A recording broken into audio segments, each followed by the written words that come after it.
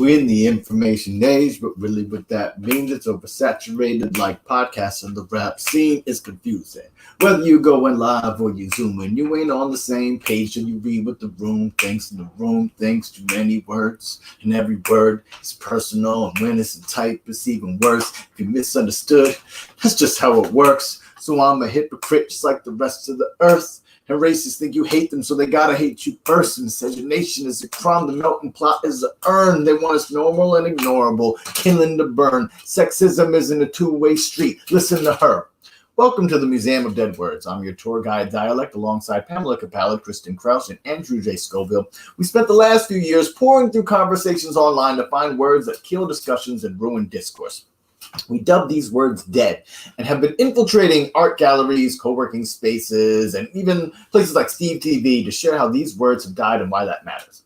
In the online series, we'll be spending a week with each word with the Blueprints in Progress on Tuesdays, that's today, where we get deep into how a word dies and why that matters. And on Thursdays will be the main event in collaboration with artists from around the world to share their experiences with these words. If you know a word or phrase that has died or may be in danger, please drop it in the dead word bucket at museumofdeadwords.com. DM us on social. Find me some kind of way. We're available. A little about the museum. We opened when your mouths did, and thanks to the generous contribution of millions of donors like you, we've been able to identify and catalog a growing list of words that have fallen into disuse. You know, in the English language, it can be kind of hard to tell when a word has stopped working. Being English, these words tend to colonize conversations and then just sort of sit there, allowing tone and context to do all the work. Sometimes these words die, and it takes generations for anybody to notice.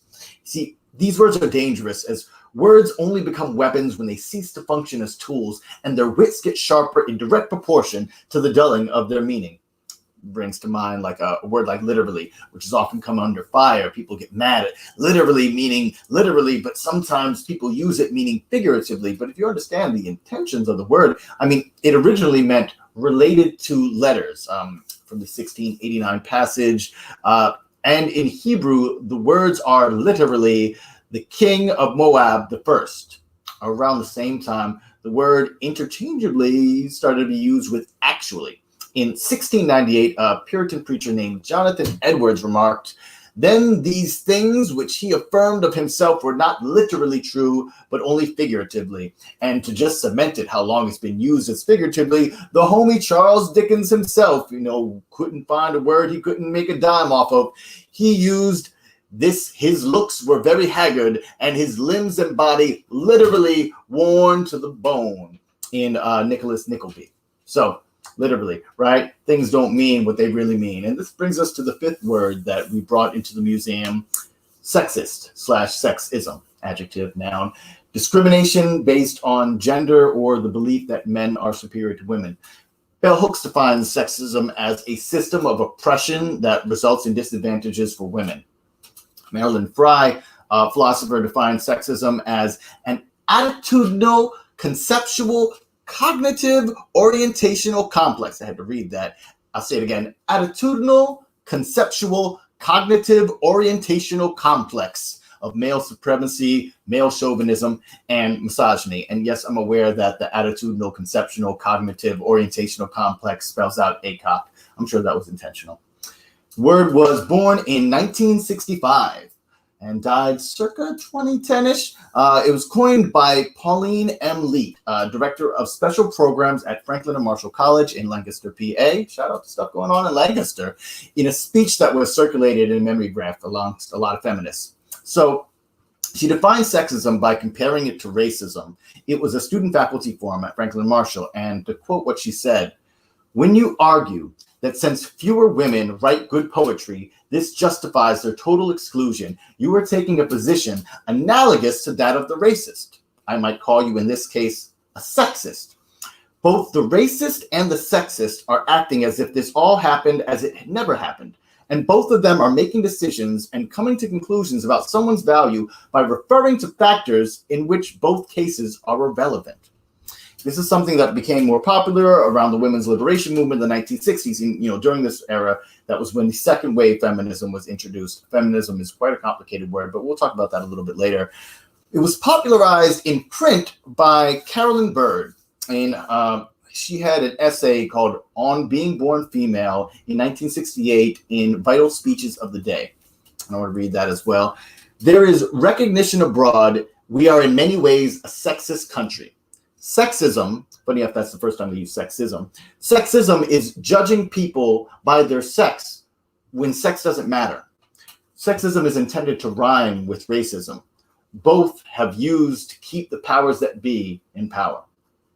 You know, it's a little bit different from racism. We talked about racism a couple of weeks ago and the ways that it was birthed and the ways that it died. And interesting enough, when racism was birthed by someone who was committing objectively racist acts, sexism was created by the affected party. So I think that that's an interesting distinction in how it began, and also portends the ways that it needed to be torn down. You know, it was very different from misogyny. Misogyny is already something that was called out. Misogyny is as old as like the 1600s.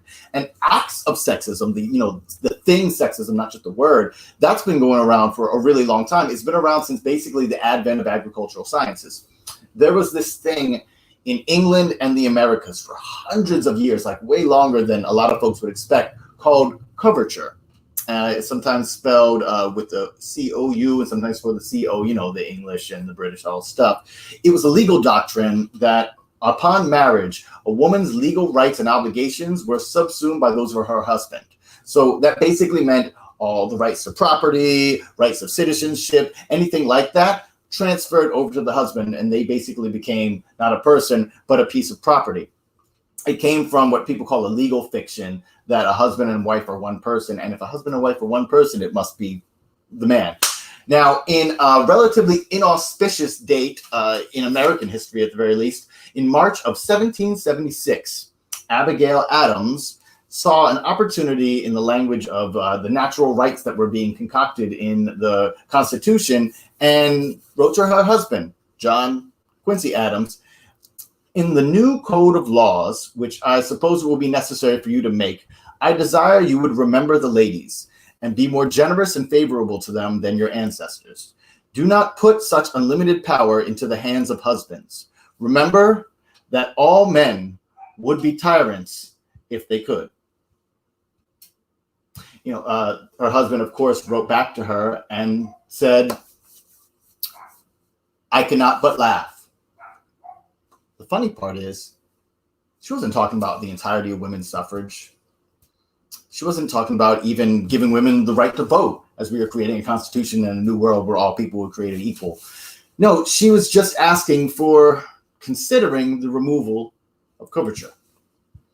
So this is something that got really popular in the public discourse and eventually was removed in the 19th century. It was popularly referred to in Oliver Twist. And they had a great quote, which is a great accidental rhyme, or maybe not an accidental rhyme. Writers, I know how they do their thing. It said, the law assumes that your wife acts under your direction. If the law supposes that, then the law is an ass, an idiot. And the worse I wish the law is that his eyes may be opened by experience. I think that's a beautiful quote there. Thank you, Oliver Twist. A feminist philosopher named Kate Mann defines sexism as one branch of the patriarchal order. In her definition, sexism rationalizes the patriarchal norms, and that's in contrast with where we talked about a minute ago, misogyny. Misogyny is the branch of it which polices and enforces those norms. You see, Mann is saying that both of them really need to work together to make it happen, because while one enforces, the other says, no, it's okay for it to be enforced, please don't resist. Raise your hand if you feel some similarity, some other stuff that folks have been saying lately. And Mann also says that sexism attempts to make patriarchal social arrangements seem natural, good, or even inevitable, so that there appears to be no reason to resist them. And this brings us to the idea that sexism is built off just stereotypes. And funny enough, when it comes to stereotypes, when you look at the history of the sexist acts and the ways things have gone, there is a necessity of someone to take a stand, someone to talk about these acts, talk about when sexism is wrong. And funny enough, most times when it's asked to be a woman, it's asked to be a sexy woman, scantily clad. Here's an image of Betty Page, sexy woman of her day, very popular pinup artist, who was here doing a bit of a satire on women drivers when they were talking about all of the stereotypes about women drivers. She created this and was a part of this And of course, all of these concerns were laughed at and dismissed. And funny enough, it reminds us of the things that we have here continuing today, where again, the sexy woman of today asked to participate in some political discourse and then summarily dismissed because her identity remains that of a sexy woman. It's this idea that we have an otherwise equal playing ground that leaves us with the ideas that we need to go from both of us being at zero rather than paying attention to how one party is being harmed. I see this quote here from, I don't share a lot of the internet comments that we've been going through, but I thought this would be an interesting one to look at. It's great to see the etymology of the pervasive word. It's sad that it's often used as a derogatory slur to insult someone with. The word alone at its root inception only gives meaning to the idea that one sex is inferior to the other. However, as commonly used today, the word often will be used without further discussion as to what roles and tasks are inferior and would predicate the use of this word as a slur. And that's the thing. Sexism, the word sexist, the word died when it was introduced that sexism was a two-way street. Now, this isn't a new idea. This is something that's been going in at the very least since the 70s and 80s when people are trying to combat the powerful effects of the word sexism. But it got coordinated around the 2010s. People on message boards, MRA types of groups got together with these ideas that people who were being oppressed have decided they will instead become the oppressors. And what's funny enough, there has a basis. If you've read Pedagogy of the Oppressed, Paulo Freire, everybody is very into that book. It's a great book, a lot of great stuff in there. And they talk about in the beginning, when people are struggling for liberation, the oppressed often, rather than striving for liberation, they tend themselves to become oppressors in some way. So I can understand the basis of this. The places where it comes from are the ideas of misandry, man-bashing, making fun of, sexism like racism, meaning someone is a bad person who mocks. It's made up of hypotheticals, of straw men. And the funny thing about it is this was predicted when the term came about. I only gave you half of Carolyn Bird's essay, or the relevant quote from it. The second part is, women who get good jobs do it by outsexing the sexism. They persuade the boss that a woman's intuition is needed, or that women pay more attention to detail. They know it isn't so, but they use the sexist arguments to get around prejudice. See, working within the system and using the logic of the oppressor, while necessary for people's survival, it only helps the idea that this is natural, that this is inevitable. And what happens is headcanon, like the song that I made that goes along with this, made this possible. The imaginations of people who make machinations have made this a structure that we really can't escape from. You know, sexism, the thing, right? It used the headcanon of the sexist to create a world where men and women are so beholden. It's like it created a whole new thing. We actually created a phrase, oppositional sexism, added to it. Oppositional sexism was coined by author Julia Serrano, who defined oppositional sexism as the belief that the male and female are rigid, mutually exclusive categories.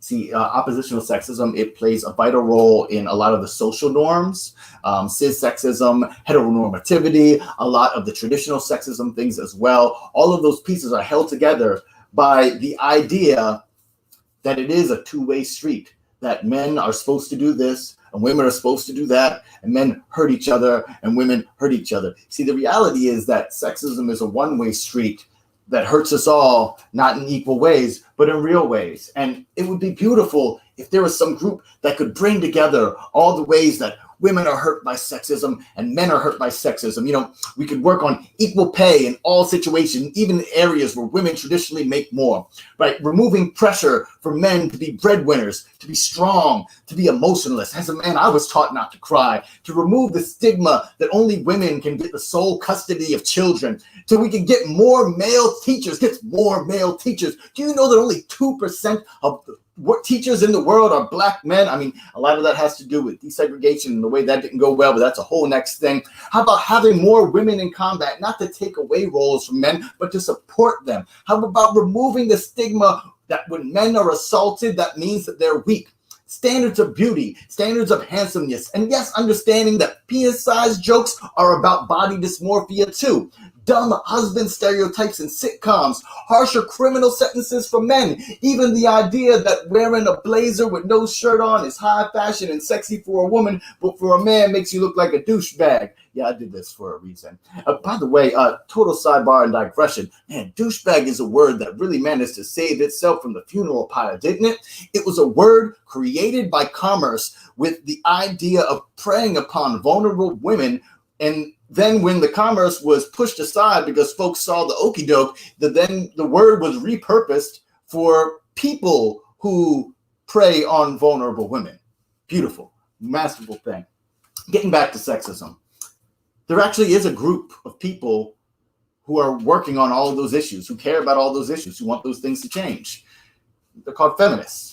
I have a really interesting quote from an article from a woman who claims to be against feminism and an internet comment about that I want to read to you. I do, however, feel that sexism is being blown far out of proportion in certain scenarios. While I am sure that extreme feminists would disagree with me very strongly, I would like to make it a point that I do believe in equal opportunity. And this is the reply. The single lens version of sexism you're talking about being blown far out of proportion, women automatically getting paid higher, isn't actually what feminists believe in. Feminists try to dismantle the oppressive binary where men and women are given different access to power. Opportunity is only made equal when everyone has equal access to that opportunity. Feminists believe that gender shouldn't be a factor for anyone, not benefiting men or women more. It sounds like what she's promoting in this article actually is quite a big advocate for feminism. I'm a little confused at the point you're trying to argue because you're acknowledging that you believe in sexism, so I'm not really sure if you're trying to push for a more inclusive look at feminism. However, the way you're coming across sounds like you're trying to distance yourself from feminists. Feminists get such a nasty stigma to them, often because of the way people talk like this.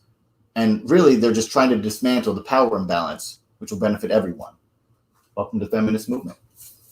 Thank you guys for listening to these blueprints in progress on the word sexist, sexism. We will be back on Thursday sharing the work and wisdom of Sophie Raymondo. Check y'all next time. Peace.